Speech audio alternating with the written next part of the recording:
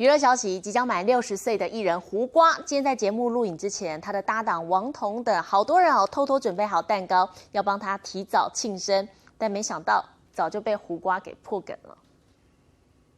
唱歌。开门的时候就要小朋友这还是 surprise 呢？比赛选秀节目，小朋友排排坐，王彤还手拿丁字裤蛋糕，通通躲在休息室屏息以待，就是要给寿星惊喜。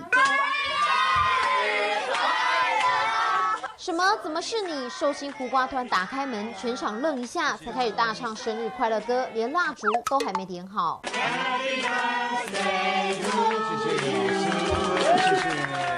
探出头来的胡瓜却老神在，原来他从停车场走到摄影棚时就发现破绽百出。调皮的胡瓜真不愧是双子座，临时改路线从货梯出来，让守在客厅通道的眼线来不及通报。一个是大屁屁，大屁屁，这个我也喜欢。我比较喜欢大奶的。甚至还开玩笑说买错蛋糕款式，逗得全场哈哈大笑。欢庆60大寿的胡瓜忍不住吐槽大家，说看30年的大风大浪，要骗到他真的不简单。喜欢唱歌的人在里面发扬光大。第三个不能，大家录第三个不能讲，没有，这是第一个。